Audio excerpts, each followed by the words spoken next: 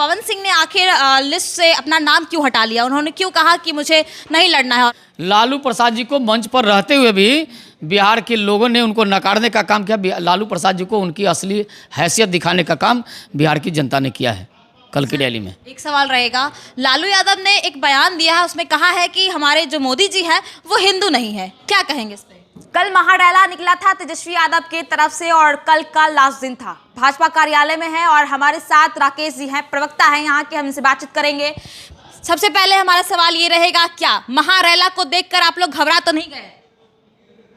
घबराए हुए तो वो लोग थे अच्छा, कि बैनर पोस्टर फाड़ रहे थे। अच्छा, अरे भाई भीड़ नहीं जुटा। किसके बैनर पोस्टर को फाड़ रहे थे? भारतीय जनता पार्टी के प्रदेश कार्यालय के अभी भी जाके देख सकते हैं। सारे बैनर पोस्टरों को फाड़ दिया गया। जनता दल युवा कार्यालय के सामने जितने बैनर पोस्टर लगे थे सबको फाड़ दिया गया। तो भीड़ नहीं जुटेगा तो क्या भाजपा और जदयू भीड़ जुटाती?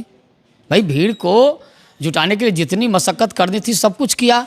जनता के बीच जाके माई बाप भी किया, कलेजे पीटे, कहा आप ही माई बाप हैं। लेकिन बिहार की जनता समझ गई कि नहीं नहीं नहीं, ये सत्ता से जब बाहर होता है तो कहता है आप माई बाप हैं, जब सत्ता में होता है तो अपनी माई बाप की याद होती है, अपने परिवार की याद होती है। इसीलिए बिहार की जनता ने सबक सिखाने का काम किया कि इनके यहाँ जाओ मत, जाओगे इसका मनोबल बढ़ेगा। ये लोग लुटेरे लोग हैं, बिहार को लूटने वाले लोग हैं। इसलिए बिहार की जनता ने इनको सबक सिखाने का काम किया। जिस प्रकार की तैयारी इन्होंने की, ये पूरा कार्यक्रम फ्लॉप कर गया।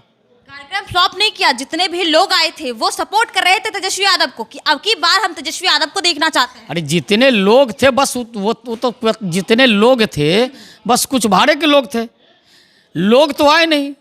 ये तो गाड़ियों, गांधी मैदान भर चुका था, पूरी जगह जगह चप्पा रोड जाम हो चुका था। आप तो देखे हैं ना, हम तो दिखाए, अभी हम तो दिखाए ना आपको, आधे से ज़्यादा खाली है। वो तेजस्वी यादव जिस समय बोल रहे थे उस समय की स्थिति है कि आधे से ज़्यादा गांधी मैदान खाली थी, लोग जुटे नहीं, लोगों ने नकार दिया। लालू प्रसाद जी को मंच पर रहते हुए भी बिहार के लोगों ने उनको नकारने का काम किया। लालू प्रसाद जी को उनकी असली हैसियत दिखाने का काम बिहार की जनता ने किया है कल की रैली में। एक सवाल रहेगा, लालू यादव ने एक बयान दिया है, उसमें कहा है कि हमारे जो मोदी जी हैं वो हिंदू नहीं है, क्या कहेंगे इस पे? अब लालू प्रसाद जी नए शंकराचार्य बन गए हैं। अच्छा, जब हिंदुओं की बात होती है, जब सनातन की बात हो रही थी तो उस समय हिंदू देवी देवताओं को गाली दिलवा रहे थे अपने बहादुर विधायकों से, अपने बहादुर शिक्षा मंत्री से शिक्षा की बात न करके, और राम रामायण और तुलसीदास पर प्रश्न खड़ा कराए थे, जन्माष्टमी की छुट्टी खत्म करा रहे थे। ये लालू प्रसाद जी से नया नवोदित शंकराचार्य बने हैं।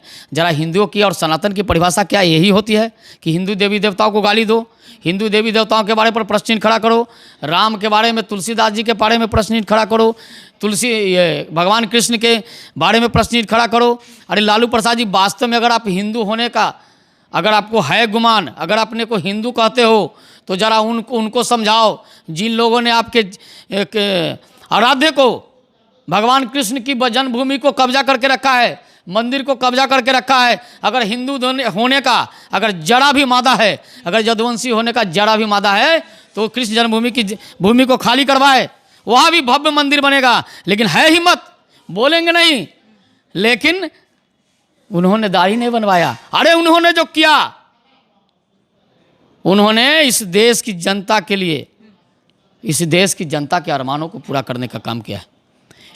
इस देश की जनता की इच्छा आकांक्षा को पूरा करने का काम क्या है? उन्होंने कहा हम सत्ता में आएंगे, भव्य रामलला का मंदिर का प्रतिष्ठापन करेंगे, प्राण प्रतिष्ठा होगा, भव्य मंदिर बनेगा।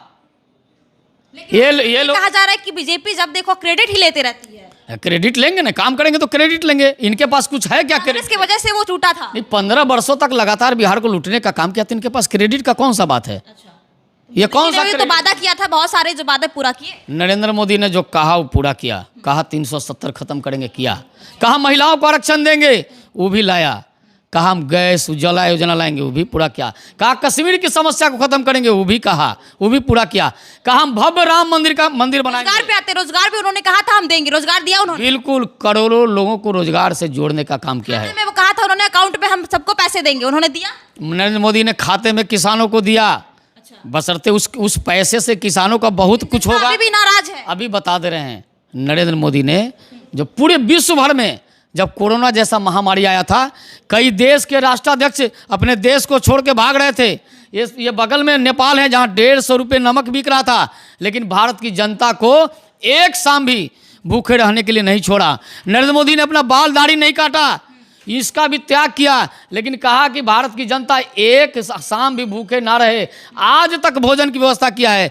ये लोग क्या किया है, इन लोगों ने आम जनों को क्या, पशुओं का चारा खाने वाले और अपने को हिंदू कहते हैं, गौ माता का चारा खाने वाले अपने को हिंदू कहते हैं, जन्माष्टमी कृष्ण जन्मभूमि का जन्माष्टमी की छुट्टी खत्म कराने वाले ये अपने को हिंदू कहते हैं। यही हिंदू है, यही सनातनी है। लेकिन विरोधी कह रहे हैं कि भाजपा हटाओ देश बचाओ। ये तो सपना देखते रहे ये लोग। अच्छा। इस बार देश की जनता ने तय किया है 400 पार नरेंद्र मोदी की सरकार। अच्छा। ये लोग दिन में सपने देखें, ये दिन में इनको लगता है चमगादड़ की तरह कि हम ही पूरा आसमान को उठा रखा है। ये पूरा भ्रष्ट लोगों का जमात है। इन भ्रष्टों से, इन परिवारवादियों से देश की जनता को मुक्ति मिलने वाली है। क्या बीजेपी इस बार 400 पार कर पाएगी? देश की जनता के आशीर्वाद से इस बार 400 पार नरेंद्र मोदी की सरकार बनने वाली है। पक्का एकदम गारंटी? बिल्कुल, भारत की जनता ने नरेंद्र मोदी को आशीर्वाद दिया है। 400 रहेगा। पवन सिंह ने आखिर लिस्ट से अपना नाम क्यों हटा लिया? उन्होंने क्यों कहा कि मुझे नहीं लड़ना है आसनसोल से? देखिए, ये विषय हम लोग पूरी जानकारी ले लेते हैं इसके बारे में, तब इस पर बताएंगे।